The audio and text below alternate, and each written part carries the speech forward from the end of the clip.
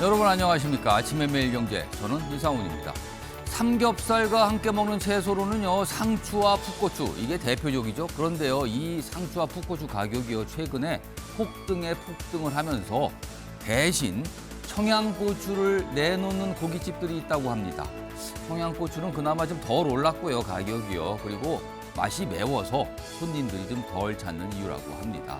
물가 폭등이 불러온 뜻밖의 예상 밖의 모습입니다.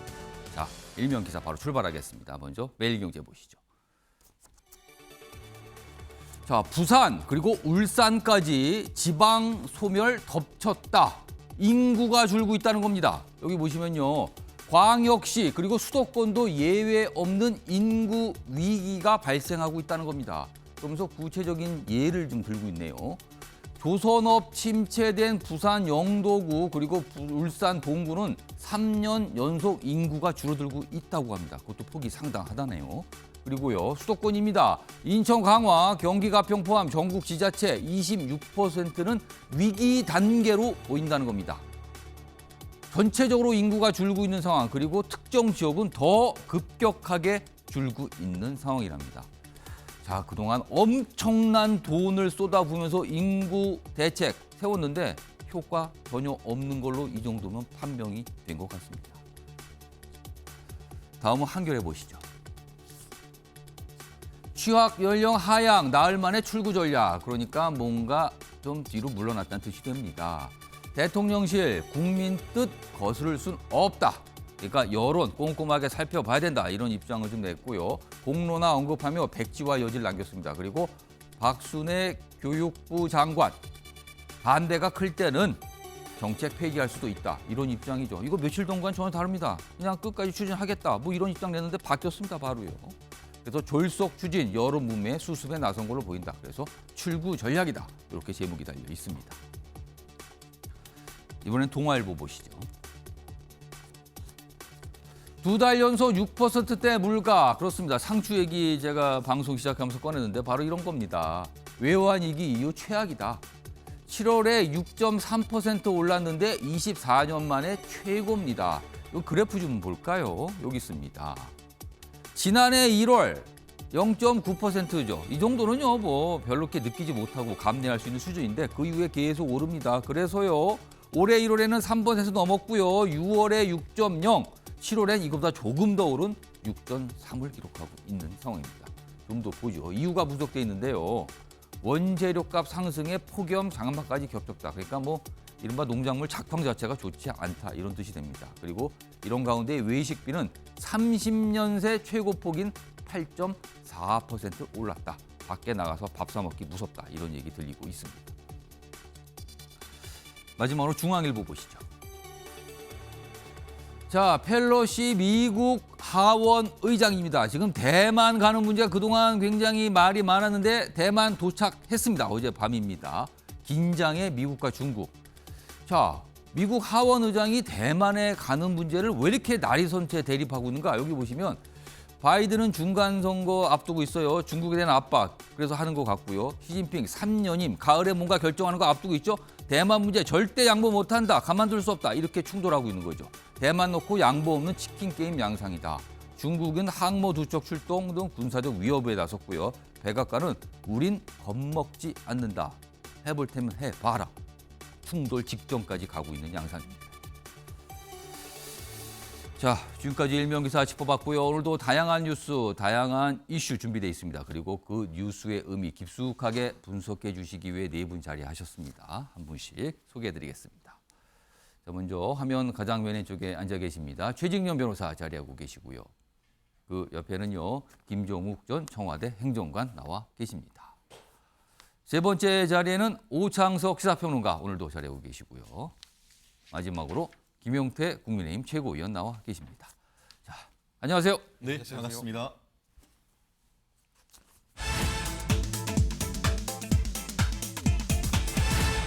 아침에 매일경제 첫 번째 이슈 키워드로 확인해 보겠습니다. 2개월 대 6개월.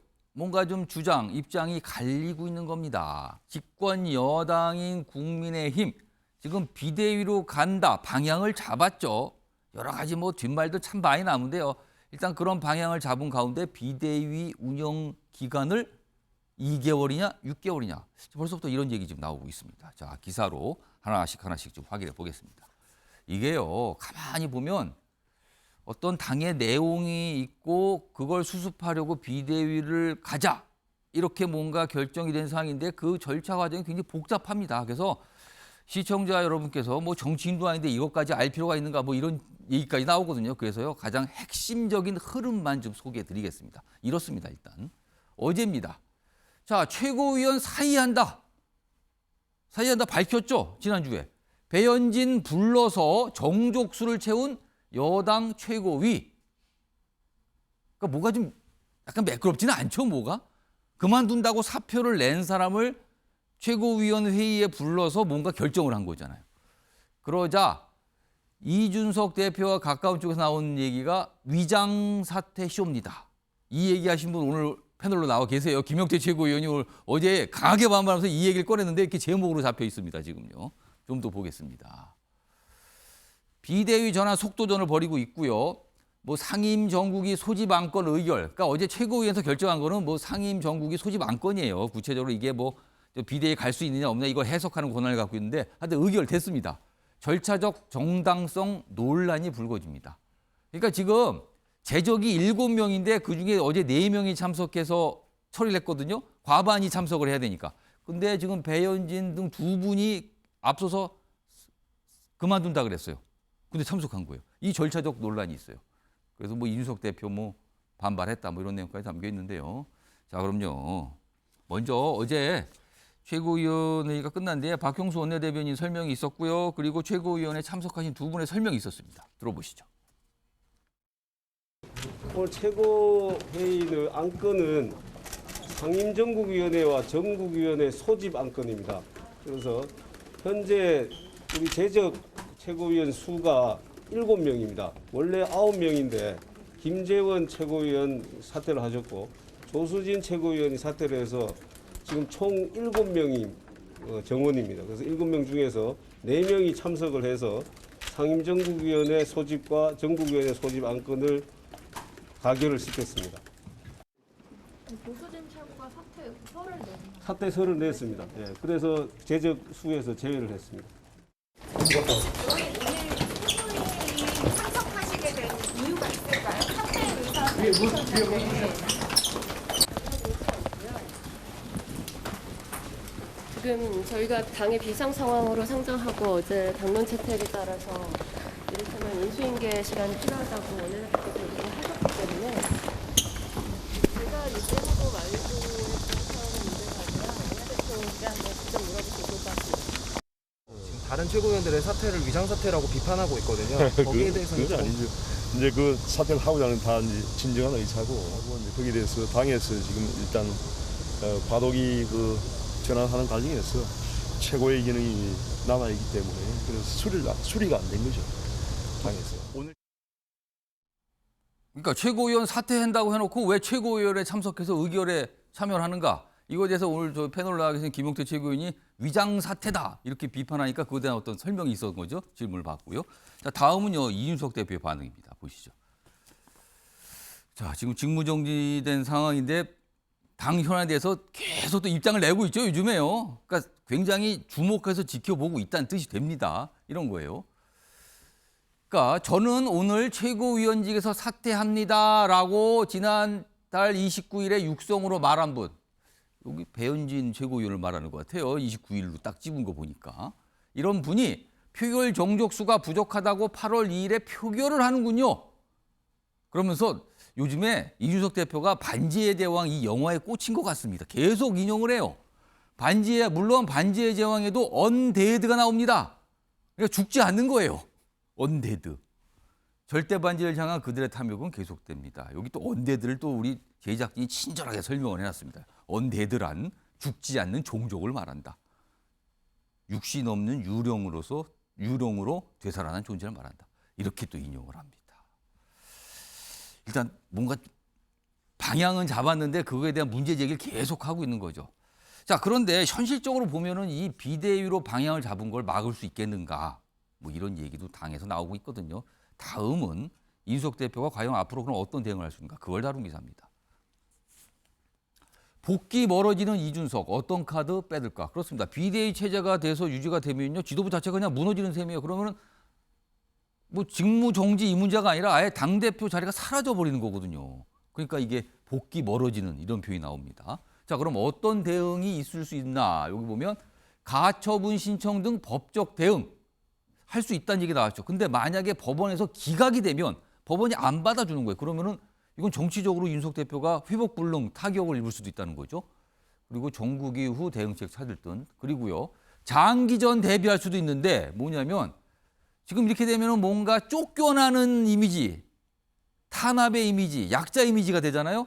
이를 활용해서 향후에 전당대회, 그러니까 당대표, 당 지도부를 다시 뽑는 전당대회가 열릴 때 측근을 지원해서 출마할 수도 있는 거다. 측근들이 출마하게끔 지원할 수도 있는 거다. 왜냐? 여론을 지금 업고 있는 거 아니냐. 이런 분석입니다.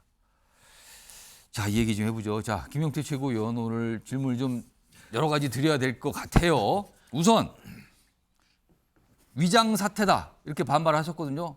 어떤 이유에서 문제 제기를 강하게 그렇게 하신 겁니까? 뭐 앵커님께서 자세하게 설명해 주셔가지고 저는 그 어제 그 최고위 과정을 보면서 지금 요즘에 그 드라마 우영우가 인기 1위에 방영되고 있는데 무슨 권모술수 권민우라는 표현이 있습니다. 거기 캐릭터 중에 한 명이군요. 예. 권모술수를 너무 많이 쓰셔가지고 말씀하신 대로 지난 금요일 날 가장 먼저 오늘 사퇴하겠다고 발표하신 분이 배현진 최고위원입니다. 그런데 어제 최고위원회에 참석해서 인수인계 때문에 뭐 참석했다고 하는데 그렇습니다. 아니, 인수인계 하러 와서 의결을 참석하는 분이 어디 있습니까? 정치인이 사퇴를 표시했으면 그로부터 바로 효력이 발생해서 사퇴하는 것이 상식적이지 않습니까? 그런데 사퇴서를 뭐 내지 않았다라는 등, 과도기라는 등 왜 이런 표현을 쓰면서 표결에 참석했는지 도저히 이해할 수 없고요. 아마 뭐 보면은 원내대표의 뭐 요청이 있었다 뭐 이런 다들 얘기도 말씀이 했죠? 안 되는 권모술수 뭐 다 밀어붙이는 우격다짐으로 이렇게 말씀을 하시니까 예. 저희가 지난 민주당 검수완박 밀어붙일 때 예. 민영배 의원께서 이제 꼼수 탈당이다, 위장 탈당이다 비판을 굉장히 많이 했습니다. 예. 그런데 지금 저희 최고위에서 벌어지고 있는 상황들이 마치 사퇴를 선언했는데 사퇴를 하지 않고 표결에 참석하는 이 과정들이 꼼수 사퇴냐, 뭐 위장 사퇴냐 이런 표현인 것 같아서 제가 당을 보면서 참 민주당을 강하게 비판했었는데 저희 당에서도 비슷한 상황이 있는 것 같아서 굉장히 안타깝고요. 일단 대응책은 가처분 얘기 나오고요. 장기전 대비한다. 이 두 가지 분석인데 이건 지금 어떻게 진행이 되고 있습니까? 뭐 가처분도 하나의 옵션 중에 하나겠죠. 뭐 당대표가 쓸 수 있는 가처분, 효력정지 가처분이 있고요. 뭐 정미경 최고위원이나 제가 쓸 수 있는 가처분 최고위원으로서 효력정지 가처분 두 가지로 나눌 수 있습니다. 예를 들면 당대표가 쓸 수 있는 효력정지 가처분은 이미 2주 전에 저희 당의 최고 의사결정기구인 최고위원회와 의원총회에서 당대표는 권리가 아닌 사고 상황이다. 그러니까 다시 돌아올 수 있다라고 공식적으로 천명한 바 있고 추인했습니다. 그렇기 때문에 당대표는 다시 돌아올 수 있는 전제하에서 당원권 정지가 된 것인데요. 만약에 이 상황에서 비대위로 가게 된다면 자동적으로 그 효력이 정지되고 그렇게 되죠. 사실상 당대표에서 그냥 어떻게 보면 뭐랄까요? 제명이 된 효과가 발생하기 때문에 당대표로서는 이 비대위가 가처분, 효력정지를 가처분해달라는 신청을 낼 수 있고요. 최고위원회 입장에서는 말 그대로 지금 당대표, 그다음에 권성동 원내대표, 성일종 정책위의장, 정미경 최고위원, 저 그래서 5명의 지금 정족수가 있기 때문에 비상 상황이라고 발생이 어렵거든요. 최고위의 기능 상실이 아니기 때문에 충분히 5명으로 의결 정족수 나오고 의사 정족수가 나오기 때문에 이것을 가지고 최고의 기능 상실이라 보고 비대위로 가는 것은 당원과 국민이 부여한 저희의 어떤 정당한 최고위원으로서의 직책을 사퇴시키는 효력을 발생하기 때문에 최고위원으로서도 이제 가처분을 신청할 수 있는 옵션이 있습니다. 그런데 이제 뭐 여러 가지를 뭐 당대표는 당대표 입장 제가 잘 모르겠고요. 최고위원으로서 저나 정미경 최고나 여러 가지를 좀 고민 중에 아직은 있고요. 뭔가 결정하진 않으셨습니까? 당과 국민을 위해서 이 혼란을 좀 수습할 수 있는 방향으로 저희가 잘 결정할 수 있도록 하겠습니다. 그러면은 내주 초쯤에 상임정국위원회 뭐 전국에 열릴 예정인데 그 결과를 보고 결정하실 겁니까? 뭐 여러 가지를 보고 있는데 아무래도 뭐 섣불리 지금 당장 결정할 수 있는 상황은 아닌 것 같고요. 늘 말씀드리지만 이 전제는 국민과 국가를 위해서 또 윤석열 정부의 성공을 위해서 결정할 수 있도록 하겠습니다. 어젯밤에 김용태 최고위원이 가처분 신청을 하려고 마음을 먹었다 막 이런 내용이 막 돌았어요. 메신저에서. 그런 뭐 이야기들이 있었는데 사실 예. 아직 결정한 것은 아무것도 없고요. 그것도 하나의 제가 할 수 있는 예. 검토 사항으로서 이제 뭐 일각에서 조언을 받았을 뿐이고요. 뭐 여러 가지를 지금 정치적인 조언이라든지 법적인 조언이라든지 자문이나 조언을 받고 있는 상황입니다. 마지막으로 짧게 이 부분 장기전 대비. 그러니까 향후에 뭐 어떤 식으로 조기 전당대회든 아니면 좀 시간이 가서 전당대회든 전당대회 열었을 때 이준석 대표가 측근들을 최고위원 또는 당대표에 출마하는 최고위원들을 지원할 수 있다. 뭔가 여론의 지지를 줄 수 있다. 이런 것도 좀 얘기되고 있는 게 사실입니까? 뭐 저는 당연히 저렇게 해야 된다고 생각되고요. 제가 어제 SNS에서도 이 싸움은 결과적으로 권력에 줄 서는 자와 예. 원칙을 지키는 자와의 싸움이라고 말씀을 드렸는데 지금 결국에 권력을 탐하는 자들에게 저희가 당했다고 표현을 했거든요. 예. 이분들이 이제 핵관이라는 표현을 쓰면서 대통령 주변에서 윤핵관이라는 분들이라고 하는데 예. 이분들 결국에 대통령 윤석열 정부의 임기 끝날 때쯤에는 결과적으로 이 권력을 쫓던 자들은 다 떠날 것입니다. 새로운 권력을 찾아 떠나겠죠. 결국에 대통령 주변에 남는 사람은 원칙을 지키는 자일 거고요. 예. 저 말씀대로 원칙을 지키는 세력 안에서도 또다시 말씀하신 대로 이준석 대표라든지 뭐 예. 다른 분들이 지원할 수 있는 세력들이 또 차기 전당대회라든지 당권의 경쟁에 참여할 수 있다고 저는 봅니다. 그러니까 단기적인 대응, 장기적인 대응 뭐 이런 걸 좀 다 생각하고 있다 이런 뜻이 되네요. 최인종 변호사께 질문을 좀 드려야 되는데 최인종 변호사는 좀 법률적으로 좀 뭔가 분석할 수 있고 지금 또 국민의힘에 몸담고 계시니까요. 지금 김용태 최고위원은 이거 비대위로 전환하고 이거 분명 문제 있다. 최고위원 그대로 유지될 수 있는데 왜 비대위로 가냐 이런 제의거든요. 최인종 변호사께서는 비대위 최대 방향 잡은 거 이거 어떻게 평가하십니까? 불가피하다. 마치 이것은 예전에 예. 홍준표 당대표일 때에 예. 최고위원 전부가 사퇴를 함으로써 예. 홍준표 대표 체제가 무너진 때와 거의 유사한 상황이 아닌가 그때는 생각합니다. 최고위원들이 모두 다 사퇴 의사를 그렇죠. 밝혔습니까? 다만 그때 같은 경우에는 그 당 사무국에서 이 최고위 기능 상실을 전부 다 예. 최고위원 전부 다 어떻게 보면은 그 사퇴한 경우에 한해서 비대위로 갈 수 있다라고 밝힌 것으로 알고 있습니다만 그것에 대한 어떤 해석은 여전히 있습니다. 예. 왜냐하면은 최고위의 의사 정족수 한마디로 최고위가 성립되기 위해서는 예. 최고위 전원의 과반수 이상이 있는 그대로의 존재를 해야 되는데 이번 같은 경우에는 6분 중에 4분이 사퇴 의사를 사실상 밝힌 부분이라고 하면은 2분이서 뭘 하려고 해도 구성 자체가 안 되는 것이죠.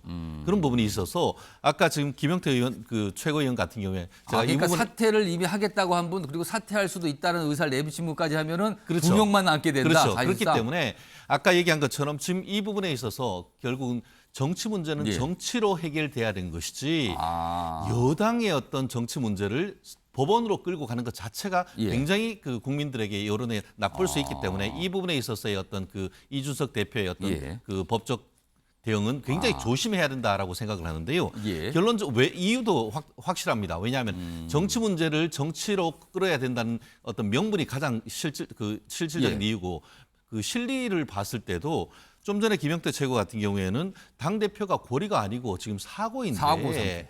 예. 그걸 하는 것은 이 법적으로 문제가 있지 않느냐라고 하지만 지금 문제는 고리의 문제가 아니고 최고위원회의 기능 상실이라는 새로운 여건으로 비대위로 가는 것이기 때문에 이 부분을 법원으로 끌고 간다고 해서 과연 법원이 이준석 대표의 손을 들어줄지에 대해서는 예. 저는 개인적으로 상당히 의문입니다. 절차를 지킨다고 한다고 하면은 그렇기 때문에 현재로서는 이런 식으로 어떤 문제가 된다기보다는 어쨌든 그 원내에 있는 그 국회의원들이 모여서 의총을 통해서 비상사태로 결의했다라고 한 바에는 예. 그러면 이것은 정치적인 범위 내에서 보고 예. 이준석 대표로서도 장기전으로서 어떻게 아직 30대로 젊지 않습니까? 그러면은 내부적인 분란보다는 조금 더 길게 본다고 하면은 오히려 더 큰 정치인으로 저는 갈 가능성이 오히려 크다고 저는 봅니다. 자, 지금 국민의힘 소속이신 두 분 약간 의견이 다르죠. 지금 국민의 내부도 의견이 좀 분분하게 나오는 상황이에요. 자, 이제 주제를 좀 바꿔서요. 다음 주제. 지금 비대위원장 누가 할까 이 얘기도 많이 나오거든요. 그런데요. 그런 가운데 이런 만남이 있었답니다. 정진석 국회 부의장, 장제원 의원, 김종인 이렇게 배현진 최고위원 사퇴 발표한 날 회동 지도체제 논의한 듯하다. 만났다는 겁니다. 만났어요. 그러면서 뭐 그런 가운데 또 뭐 비대위원장으로 이름들이 거론되는 거예요. 특히 이렇게 두 분이 만났다. 이게 무슨 의미일까? 일단 확인된 겁니다. 만났다고. 그리고 뭔가 논의했다는 거죠. 일단 이런 모습이 하나가 있고요. 다음 기사 보시죠. 자, 비대위 체제로 가는 걸로 전체적으로 방향을 잡고 지금 강하게 추진을 하고 있는 거잖아요. 그렇다면 만약에 비대위가 구성이 된다면 2개월짜리냐 6개월짜리냐는 거예요. 이게 왜 중요하냐면 친윤에서는 2개월, 비윤은 6개월인데 비대위 기간 놓고 신경전. 그러니까 이게 뭐냐면 2개월이면은 2달 정도만 하고 가을쯤에 뭔가 전당대회 새로운 지도부 뽑는 거잖아요. 그렇다면은 그거는 이준석 대표의 당원권 정지 기간 그 안에 들어가 있잖아요. 근데 6개월이면은 당원권 정지 기간이 끝난 다음이에요. 상황이 달라진다는 겁니다. 이게 이준석 대표의 복귀 문제와 관련이 있다는 거죠. 이게. 그래서 이게 나옵니다. 여기 보면 뭐 조기 전대 위한 수순이 비대위다. 아니다. 이준석 대표 복귀 전제로 비대위를 운영해야 된다. 이 싸움입니다. 요거요. 요거. 이와 관련해서 어제 박형수 원내대변인도 질문을 받고 설명한 바가 있습니다. 먼저 들어보겠습니다. 그러니까 이준석 대표가 6개월 이후에 돌아올 수 있는 비대위를 열어야 된다고 하는 목소리도 있는 걸로 알고 있는데 여기에 대해서 좀 어떻게 판단하시나요? 지금 여기서 비대위 성격까지 다 규정을 해서 말씀드린 것은 부적절할 것 같고요. 탄생하는 비대위에서 그런 부분들에 대해서 논의가 있어야 될 걸로 생각합니다. 자, 최인현 변호사, 2개월 대 6개월. 어느 쪽이 더 적합한 기간이라고 보십니까?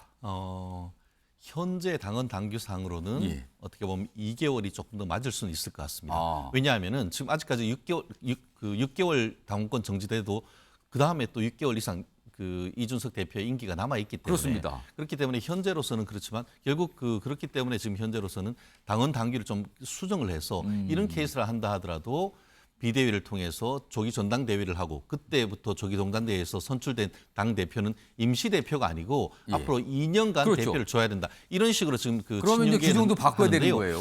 결국 저는 이게 어떻게 보면은 명분과 현실에서 좀 차이가 조금 있는 것 같은데요. 현실적으로 지금 당헌 당규상으로 봤을 때는 이준석 대표가 고리가 된 게 아니기 때문에 사고란 점에서는 6개월 뒤에는 복귀할 수 있도록 거죠. 해줘야 되는 게 맞는데 예. 과연 그렇게 하는 것이 정치적으로 이게 국민의힘에게 합당한 것인가에 대한 논의를 지금 그 국민들이 좀 고민을 하고 있는 것 같은데요. 결국 이 부분에 대해서 지금 큰 흐름에서 봤을 때는 계속해서 비대위처로 들어가는 것이 아니고 빨리 조기 전당대회를 해서 이 국정을 지지할 수 있는 확고한 대표를 새로 뽑아야 된다는 그런 쪽에 지금 조금 더 방점이 있는 것은 근데 맞는 것 만약에 같습니다. 2개월 정도 해서 전당대회에서 새로운 지도를 뽑으면요. 이쪽 이준석 대표 측이나 이쪽에 나올 말이 결국에는 이준석 대표를 뿌리 뽑기 위해서 이렇게 서둘러서 했구나 또 이 얘기 나오지 않겠습니까? 그렇죠. 결국은 이제 예. 단순히 이건 친윤 비윤의 문제가 아닌 것이고 예. 이것은 그 여당으로서의 어떤 국정을 안정을 얼마나 빨리 시키려고 하는 것이라는 그런 실질적인 관점에서 봐야 된다는 점에서는 저는 개인적으로 안타깝지만 6개월설이 조금 더 맞는 것이 아닌가 생각합니다. 보다 큰 목적, 국정을 안정시키는 큰 목적이 있다. 네네. 그래서 2개월이 적합한 거 아니냐 이 말씀이네요. 자, 김용태 최고위원은 어떻게 보십니까? 일단 이거는 비대로 간다는 전제가 깔려 있습니다. 예. 저는 좀 생각이 다른데요. 예. 비대위는 짧을수록 좋다고 생각합니다. 짧을수록 좋다. 예, 저는 그래서 뭐 최대한 짧아야 그럼 된다고 어떤 생각합니다. 의미입니까, 그거는? 저는 제가 최고위원직을 사퇴하지 않는 이유 중에 하나가 지금 예. 아직 사퇴해야 될 정치적 명분을 찾지 못했다고 말씀드렸고 그래서 저희가 지금 비대위로 가야 되느냐에 대해서 아직도 저는 회의적입니다. 예. 왜냐하면 지금 민주당을 포함해서 그다음에 국민의힘 또 정의당 모두 다 지금 다 원내정당이 다 비대위예요? 비대위 상황입니다. 예. 모든 국민들께서는 집권 여당은 안정을 바라실 텐데 저희가 집권 초기 100일도 안 된 시점에 집권 여당이 비대위로 가는 것이 맞느냐에 대해서 저는 정치적으로 안 된다고 생각하기 예. 때문에 그래서 반대 입장을 했고요. 예. 저는 일각에서는 뭐 아까 매일경제에서도 그 신문에서 친이라는 표현을 썼는데 물론 이준석 대표와 가깝습니다만 제가 최고위원직을 내려놓고 안 내려놓고 정치적 명분을 찾는 데는 당대표의 복귀 여부는 되게 중요한 것이 아닙니다. 늘 당과 국민을 위해서 저는 예. 선택을 하는 것이고요. 그렇다면 말씀드린 대로 비대위는 최대한 짧을수록 좋다라고 생각됩니다. 짧게 끝난 비대위 이유는 뭡니까? 그 다음은 뭡니까? 뭐 조기 전당 대회를 해도 저는 뭐 당원 당규를 개정해야겠지만요. 그런 방식을 통해서 어쨌든 당이 안정화를 할 수 있는 방안으로 가야 된다. 지금 그러니까 김용태 예, 최고위원은 비대위 자체가 출범하는 걸 반대하지만 예. 그럼에도 불구하고 뭐 여러 가지 조치를 했는데도 대응을 했는데도 비대위가 꾸려지면 가능한 짧게 운영해서 맞습니다. 전당대회를 통해서 빨리 전당에 열어서 새로운 지도부를 꾸려야 된다. 이 말씀인가요? 물론 당원권 정지가 돼서 당대표가 다시 재출마를 못할 수도 있겠지만 예. 저는 그것이 지금 우리 당과 우리 국가와 국정을 운영하는 데 있어서 예. 그렇게 중요한 문제는 아니라고 생각됩니다. 저희가 집권 여당이 또 최고위원이 당대표의 개인적인 억울함을 푸는 자리가 예. 아니거든요. 저희가 시민단체가 아니고 예. 국정을 운영하는 집권 여당이기 때문에 저희가 빨리 국민들께서 원하시는 바 안정화를 이루는데 초점을 맞춰야 된다고 생각되고요. 이거에 비대위는 대해서는 짧아야 두 된다고 분이 생각합니다. 같은 동일한 의견이시네요. 의견입니다. 예, 그렇군요. 최인정 변호사나 김용태 의원이 이 부분은 가능한 좀 짧게 끝내서 빨리 지도부를 새로 꾸려야 된다 이 말씀이시네요. 맞습니다. 자, 일단 이런 대립들이 좀 있고요. 이런 모습입니다. 일단 다음 기사는요. 여론조사 결과 하나가 있어요. 요거 좀 소개해드리죠. 두 인물이 등장하는데 우선 야당이 때릴수록 그런 한동훈 법무장관. 최근에 국회에서의 모습을 말하는 거고요. 여당서 맞을수록 커지는 이준석 대표.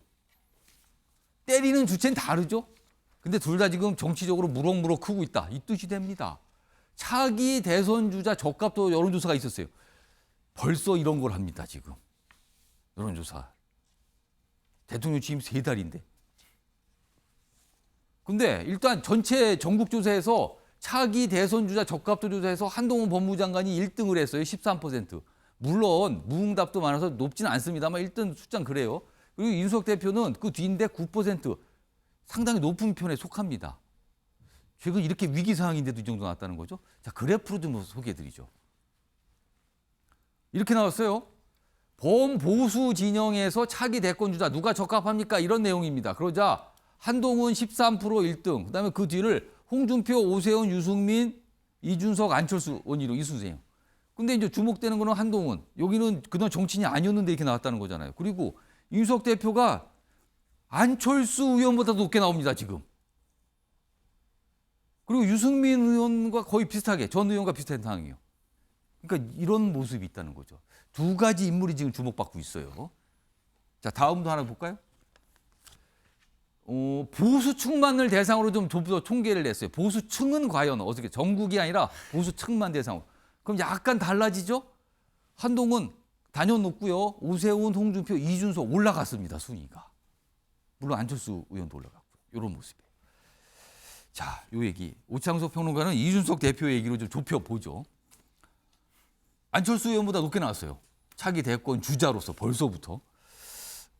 이거 어떻게 무슨 의미입니까? 이거 어떻게 이해해야 됩니까? 뭐 일단 안철수 의원이 분당에서 당선이 되고 나서 예. 국회의원으로서 보여준 게 없습니다. 지금까지. 또 미국 가 계시고요. 본인 대표성을 띌 수 있는 것이 이제 코로나 관련된 방역에 대한 문제인데 어제 코로나 확진자 11만 명 돌파했거든요.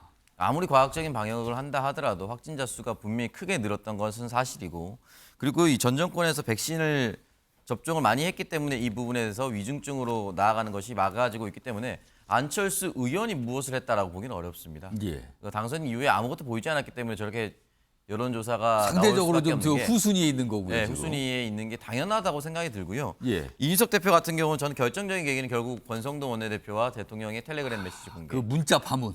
예, 결국은 그 문구가 대통령은 이준석 대표를 부정적으로 인식하고 있다라는 것은 정확하게 확인할 수가 있습니다. 예. 그러다 보니까 이준석 대표를 강하게 지지했던 사람들이 지금 지켜야 한다. 일부러 찍어내게 하는 것 같다라고 하는 그런 코어 지지층이 어느 정도 결집을 하고 있다고 생각이 들고요. 그게 이렇게 여론조사로 나타나고 있는 거 아니냐. 네, 그게 제가 가장 큰 이유라 생각이 들고요. 두 예. 번째는 지금 용산 대통령 집무실 주변에 예. 여러 가지 채용 논란이 벌어지고 있습니다. 과연 이 사람이 적절한 인사냐? 예. 청와대에서 용산 집무실로 이전할 때도 사실 여러 가지 문제가 발생했는데 예. 규모가 적어지다 보니까 인원도 대폭 축소해서 옮겨갈 수밖에 없습니다. 그렇습니다. 그러니까 신규 채용을 할 정권이 바뀌어서 신규 채용할 수 있는 숫자가 전체적으로 줄어들었는데 과거 정부에 비하면 줄었죠. 예. 많이 줄었습니다. 줄었는데 그 사람들 중에 대부분의 사람들이 주변 사람들, 특히나 국민의힘 보좌진들이 보더라도 충분히 인정할 만한 사람들이 들어갔는가에 대한 의문이 예. 지금 계속해서 남아 있습니다. 그렇다면 여기에 대해서 국민의힘을 지지하는 20대 지지층들은 공정에 대해서 얘기를 하는데 이걸 우리 대신해서 계속 얘기했던 사람이 바로 이준석 대표입니다. 근데 위기다. 그렇죠. 그렇기 때문에 여러 가지 대통령의 실책이라든지 예. 대통령의 국정 수행 지지율이 떨어지면 떨어질수록 이준석 대표가 있었다면 이 부분을 좀 보완했을 텐데 적어도 좀 직언을 했을 텐데 또는 우리 대신에 이런 말을 해줬을 텐데라는 이야기를 할 수밖에 없는 거예요. 그래서 주요 커뮤니티라든지 특히나 예. 이준석 대표를 강하게 지지하는 커뮤니티 중심으로 이준석 대표를 지켜야 한다. 그리고 이준석 대표도 본인 스스로도 그걸 감지하고 있기 때문에 예. 지금 자신의 SNS에 들어가 보면 며칠 걸러서 계속해서 당원 가입을 독려하고 그렇습니다. 있습니다. 그런 얘기를 꺼내고 있어요 지금. 예, 그러니까 이 부분에 대해서 나를 지키든 또는 국민의힘을 지키기 위해서는 여러분들이 당원 가입을 해주셔야 된다라고 얘기를 하고 있거든요. 그게 대여 투쟁이라든지 흔히 말하는 예. 내부에서 투쟁하는 것보다 당원 가입을 유도하는 것이 훨씬 더 이준석 대표를 잘 지키는 방향으로 가고 예. 있습니다. 예, 그게 아마 저는 여론조사에서 큰 수치를 얻는데 가장 큰 역할을 했다고 봅니다. 이게 아까 잠깐 분석했던 장기전하고 관련이 돼 있지 않을까 싶기도 하네요. 지금요 이런 여론조사 결과는. 자 이번에는요 김종욱 전 행정관께는 한동훈 법무장관 얘기를 해보죠. 지금 이 기사는 야당이 때릴수록 그러니까 국회에 출석해서 야당 의원들과 질의응답을 하면 할수록 점점 더 무럭무럭 정치로 크고 있다. 그 결과가 이거 아니야 이렇게 분석했거든요. 이 분석에 동의하십니까? 뭐 지금 야당이 안 때리면 떨어지는 겁니까? 제가 볼 때 이제 그런 식의 접근은 좀 제가 볼 때는 일치적인 거라는 생각이 드는 것이고요. 그다음에 예. 4년 7개월 남았습니다. 어떻게 될지 모르는 상황이기 그렇습니다. 때문에 저 숫자는 중요한 게 아니고 왜 저런 현상이 발생했냐의 문제인 건데 예. 한동훈 법무부 장관 같은 경우 윤석열 대통령과의 좀 일체가 분명히 있어요. 그렇습니다. 그러니까 윤석열 대통령의 지지율과 연동되는 측면들이 분명히 있고 이미지와 연동되는 측면들이 분명히 있습니다. 그래서 내용적으로 보게 되면 보수층에서는 23% 정도가 지지를 하고 있기 때문에 예. 주로 핵심 보수층과 TK 지역에서 지지를 많이 하는 보수층들이 그러니까 굉장히 관심 있게 보고 있다는 거죠 지금. 있습니다. 그러니까 제가 볼 때 근데 문제는 뭐냐면 일체감이 이전까지 좋을지 모르겠습니다만 예. 윤석열 대통령이 지지율이 떨어졌을 때 한동훈 법무부 장관의 이미지가 좋아질 턱이 없어요. 그렇다면 같이 가는데 그렇죠. 만약에 대통령 지지율이 너무 나빠진다면 근데 만약에 좋아지려고 하면 한동훈 법무부 장관은 윤석열 대통령과 다른 리더십 이미지를 만들어야 되는 상황이 발생하게 되는 거죠. 그러니까 본인은 상당히 좀 안 좋은 상황. 그러니까 전혀 본인에게 별로 어울리지 않은 옷을 미리 씌워가지고 예. 이미지를 만드는 측면이 있는데 좀 국민들이 봤을 때 그런 것 같아요. 예를 들면 새로운 인물이잖아요. 낡은 인물은 아니잖아요. 한동훈이라는 그렇습니다. 인물이. 또 거기다가 말씀하신 것처럼 야당하고 막 잘 싸운단 말이에요. 나오게 되면 논리적으로도 이기는 것 같고 예. 샤프하고 엘리트고 그러니까 예. 기존의 국민의힘 리더십과는 다른 리더십을 분명히 가지고 있기 때문에 예. 거기에 대한 요구는 분명히 있다는 측면들이 분명히 있는 것 같아요. 하지만 잘 보십시오. 그 외에 있는 홍준표, 오세훈, 뭐 이준석 이런 기존 분들이 정치인들이죠. 분명히 있죠. 예. 이분들 모난정 돌맞습니다. 당장 얼마 전만 하더라도요. 나와서 따박따박 야당에다가 그 대답을 하는 순간에 초반엔 좋았지만 내부에서 저거 너무 심한 거 아니야? 오히려 이미지가 안 좋아져 라는 얘기가 나와요. 저는 그래서 지금 상황에서 한동훈 법무부 장관이 정치인으로 변하는 예. 하나의 과정이 있다고 얘기한다면 더 중요한 건 본인이 논리적으로 우세하다라고 하는 것을 보여주는 것은 정치인으로서 별로 의미는 없어요. 어떻게 하면 국민의 민심을 예. 대변할 수 있을 것인가가 더 중요하기 때문에 그냥 과정으로 봐야 될 거라는 생각이 드는 것이고요. 혹시요. 지금 한동훈 법무장관은 내각의 구성원이잖아요. 네. 그 대통령의 아주 가까운 최측근이게 측근으로 꼽히는 분인데 이렇게 대선 주자 벌써부터 이런 조사가 있으면서 뭐 1위를 기록하는 이런 수치가 나오면은 윤석열 대통령 입장에서는 부담스러울까요? 아니면 전혀 뭐 신경이 쓰이는 내용은 아닐까요? 거기에 부담스럽겠습니까? 지금 상황 자체가 너무 어려워 죽겠는데. 아, 다른 게 지금 한동훈 문제지. 법무장관을 고민하는 게 아. 아니고요. 본인의 국정 지지율을 더 고민할 상황인 것이고요. 예. 제가 볼 땐 저거 고민하시면 안 돼요. 대통령께서 지금 국민 고민하셨죠. 왜 나를 이렇게 이름 싫어하는 거지? 이 부분에 대한 답을 가지고 8월 5일 날 나오셔야 되는 거예요. 라는 생각이 들고요. 예. 아마 그렇게 예를 들어 윤석열 대통령의 지지율이 높게 되면 한동훈 법무장관 지지율 뭐 고민하겠습니까? 고민할 필요 없죠. 알겠습니다. 뭔가 좀 굉장히 빨라 보이는 여론조사에 아무튼 좀 주목을 끌었습니다. 어제 이런 내용이 있었습니다.